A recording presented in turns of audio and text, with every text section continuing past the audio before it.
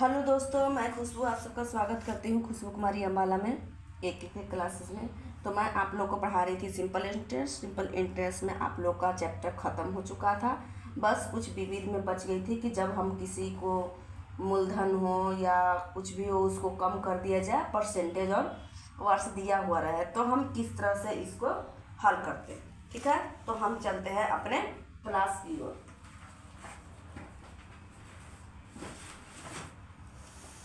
तो हम क्वेश्चन के माध्यम से हम आप लोग को समझाते हैं। हम अपना अगला पॉइंट लिख लेते हैं, विविध पर आधारित प्रश्न।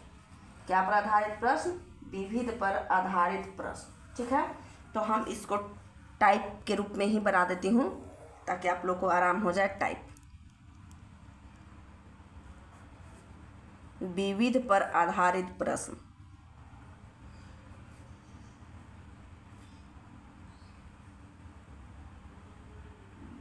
आधारित प्रश्न।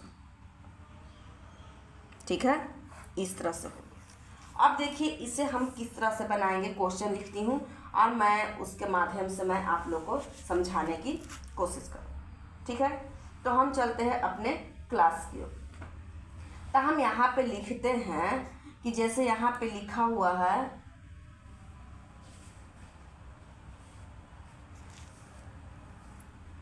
यहाँ पे क्वेश्चन लिखती हूँ।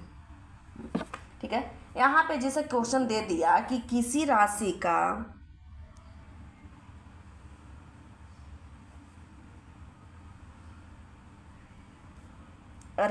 का साधारण ब्याज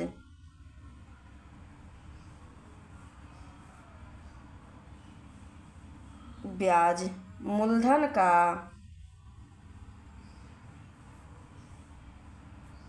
1/16 है। यदि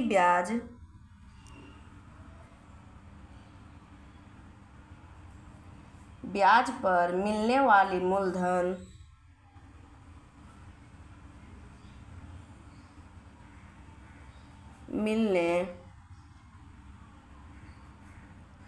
मूलधन मूलधन की अवधि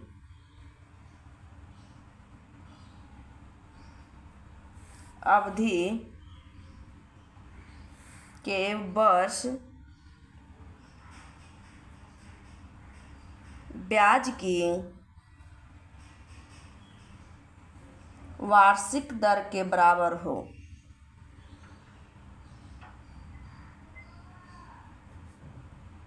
वार्षिक दर के बराबर हो तो ब्याज की दर क्या है।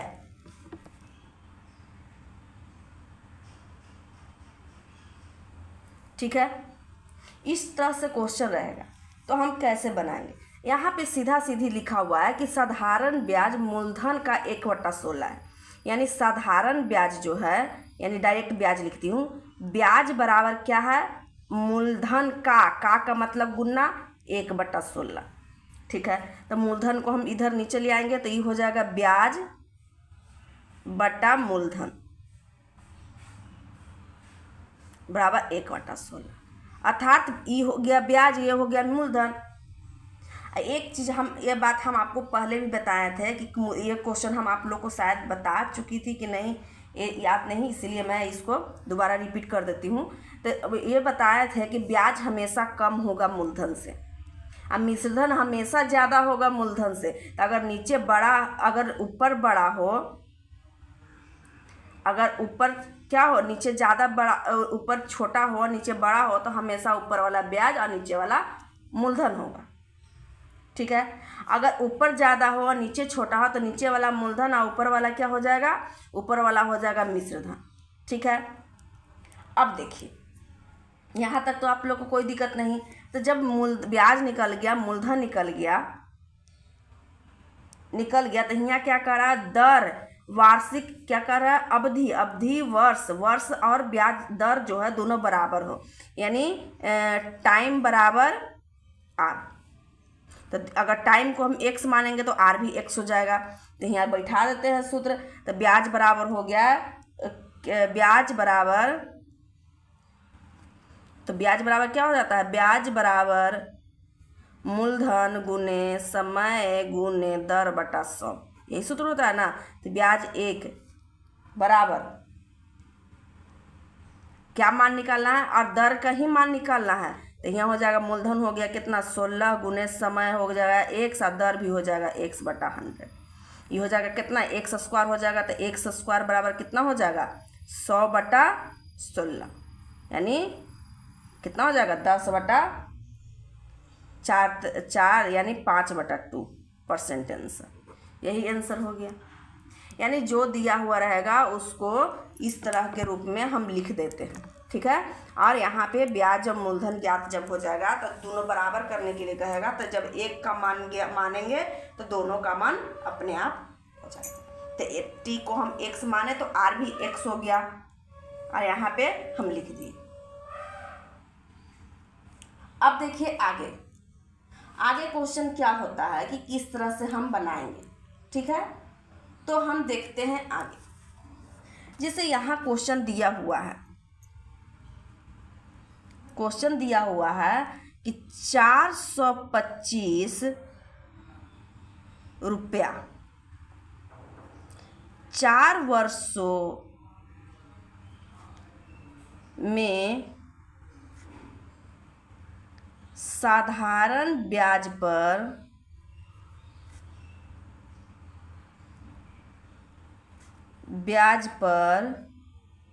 ₹561 रुपया हो जाती है।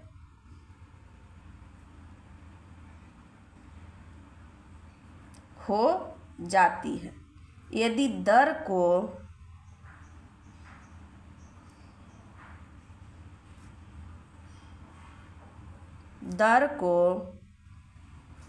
3% कम कर दिया जाए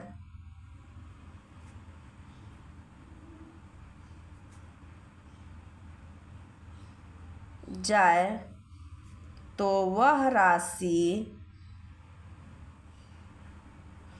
5 वर्षों में कितनी हो जाएगी।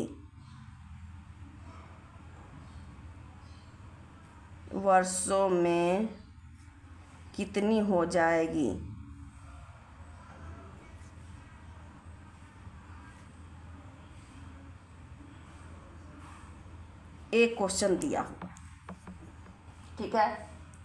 अब देखिए यहाँ पे दिया हुआ है कि इतना कम हो जाएगा, दर परसेंटेज जो है कम के रूप में लिख दिया जाए। तो हम कैसे करें, तो सबसे पहले तो हम 4 बरस के साधारण इतना रुपया हो जाएगी। इसका मतलब ये मिश्रधन दिया हुआ है और ये मूलधन दिया हुआ है। तो 4 बरस का ब्याज निकालेंगे। तो 4 वर्ष का ब्याज निकालेंगे तब ना होगा। 4 वर्ष का ब्याज हो जाएगा कितना, 561 माइनस 425 बराबर 136 रुपये। ब्याज निकल गया। तो अब 4 ही बरस का पहले 3% के हिसाब से क्या कह रहा है, नहीं गया, दर को 3% कम कर दिया जाए। दर को कम कर रहा है, यानी पहले दर निकालेंगे, 3% कम कर दिया जाए। तो पहले कितना दर था ये तो हमको पता नहीं है। तो पहला हम दर निकालेंगे। तो 4 वर्ष पर दर का दर निकालना है, बराबर कितना हो जाएगा, दर परसेंटेज में होगा तो हो जाएगा कितना, ब्याज क्या होता है, ब्याज यानी 136 गुना 100 बटा मूलधन। तो मूलधन मेरा कितना है 425, और गुना कितना हो गया, मूलधन गुने समय कितना है 4। इसको काटिए,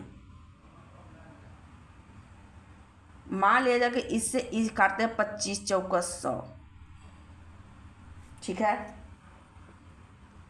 इससे काटेंगे 5 से 5 मरतबे, 5 से काटेंगे 8 5 40, 5 5 25, 5 से इसको काटेंगे 17 5 25, 7 से ई काटेंगे 8 मरतबे, ये बराबर 8%। दर का मान 4% के हिसाब से दर जो है 8% हो गया। कितना हो गया 8%। अब देखिए तो कह रहा है यहाँ पे 3% कम कर दिया जाए, तो हम अब 5 बरस से मूलधन ज्ञात करते हैं। तो यहाँ आज 8% हो गया, यहाँ तक कोई दिक्कत नहीं। तो यहाँ पे मुझे क्या क्या निकल गया, 4 बरस के लिए निकल गया, 4 वर्ष पर क्या क्या निकल गया, मूलधन दिया हुआ है, मूलधन बराबर क्या दिया हुआ 425, दर कितना आ गया 8%, समय कितना हो गया 4 वर्ष, और ब्याज कितना हो गया 136। अब मिश्रधन मेरा दिया हुआ था कितना, मिश्रधन बराबर 561, इतना ही प्राप्त हुआ। 136 हम ब्याज निकाले, 8% दर निकाले, टी निकल गई। ये किसके लिए है, 4 वर्ष के लिए, 4 वर्ष के लिए हो गया। अच्छा ये बताइए कह रहा कितना हो जाएगा 5 बरस पर, तो पहले तो हम इसी परसेंटेज पर 5 बरस का मान निकालेंगे और उसके बाद 3% कम करेंगे, 3% पर निकालेंगे हम 5 बरस का क्या ब्याज। पहले 5% पर निकालते हैं, 5 बरस पर निकालते हैं पहले मिश्रधन। ये तो 4 बरस का मिश्रधन दिया हुआ था ना 561 रुपया, तो पहले हम निकालते हैं 5 बरस का मिश्रधन, ठीक है। तो ब्याज निकालेंगे 5 बरस पर, 5 बरस का ब्याज निकलेगा तब ना मिश्रधन निकालेंगे। 5 बरस पर ब्याज जो निकलेगा उसमें हम मूलधन को जोड़ देंगे, तो 5 बरस का ब्याज बराबर हो जाएगा मूलधन गुने समय, 5 वर्ष ना, 5 गुने दर कितना हो गया 8 और गुना बटा 100, कितना परसेंटेज था 100 हो गया। अब इसको काटिए, 20 पचे 100, 5 चौका 20, 5 से 17 पचे 85, 4 दूना 8 बराबर कितना हो जाएगा 170 रुपया। तब मिश्रधन कितना हो जाएगा, मिश्रधन बराबर हो जाएगा मूलधन कितना है 425 और जोड़ 170 बराबर हो जाएगा कितना 595, इतना रुपया। 5 बरस का मिश्रधन निकल गया। तो अब 5 बरस में कितनी हो जाएगी, ये राशि पूछ रहा है कि कितनी हो जाएगी। तो 5 बरस में तो इतना राशि हो जाएगा, किस पे, लेकिन 8% के हिसाब पे। अभी कह रहा है कि 3% कम कर दिया जाए। अगर कम कर दिया जाए तो 5 बरस का जो मान ब्याज निकलेगा उसमें 3% कम, 3% 5 पर भी निकालेंगे, उसको दोनों को क्या करेंगे माइनस कर देंगे। तो यहाँ देखिए 3% कम करने पर ब्याज क्या हो गया, 3% कम करने पर ब्याज बराबर हो जाएगा क्या, मूलधन कितना है वही रह जाएगा मूलधन, समय कितना हो गया 5 बरस और दर कितना हो गया, ये हो गया 3% बटा 100, ठीक है। यहाँ तक कोई दिक्कत। अब देखिए इस सब को गुना करते थे, बट्टा है तो दशमलव में कर दे, कटेगा नहीं पूरा पूरा। यहाँ हो जाएगा कितना 63.75 बटा 100 बराबर हो जाएगा 63.75। अब देखिए तो यहाँ पे क्या ऐड करेंगे, कितना हो जाएगा, तब माइनस कर देंगे किसका किसका, ये 559 मिश्रधन निकला, उसमें ब्याज को घटा देंगे 3 बरस वाला ब्याज, तो 595 माइनस 63 इतना बराबर कितना हो जाएगा 53.25। यानी कहने का मतलब है यहाँ पे कि सबसे पहले तो 4 बरस कंप्लीट कर लेंगे कि हमको क्या ब्याज निकाल लेंगे, उसके बाद 5 बरस पर कह रहा है, अगर कम करने के लिए कह रहा है तो हम मान भी तो कम पर ही निकालेंगे ना, कम निकालेंगे यानी हमको माइनस करना पड़ेगा, कम का मतलब माइनस हो जाता है। तो सबसे पहले तो हम 5 बरस का मिश्रधन निकालेंगे, अब फिर 3% पर ब्याज निकाल के उस मिश्रधन में से 3% वाला को घटा देंगे, वही मेरा आंसर आ जाता है, ठीक है। यहाँ तक किसी को कोई प्रॉब्लम नहीं होनी चाहिए। अब देखिए यहाँ तक किसी को कोई प्रॉब्लम नहीं। तो हम आप लोग को इतना ही तक बता सकते हैं और अब आगे चलते हैं अपने नेक्स्ट सिलेबस की। तो आज की क्लास इतना ही होगी। और मैं कल आप लोग को बताई थी कि आज लास्ट क्लास है और इसके बाद मैं आप लोग को कंपाउंड इंटरेस्ट यानी चक्रवृद्धि ब्याज में पढ़ाऊंगी।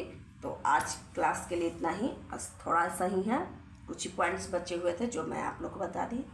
तो ठीक है, चलते हैं, फिर मिलेंगे नेक्स्ट क्लास में। थैंक यू, धन्यवाद।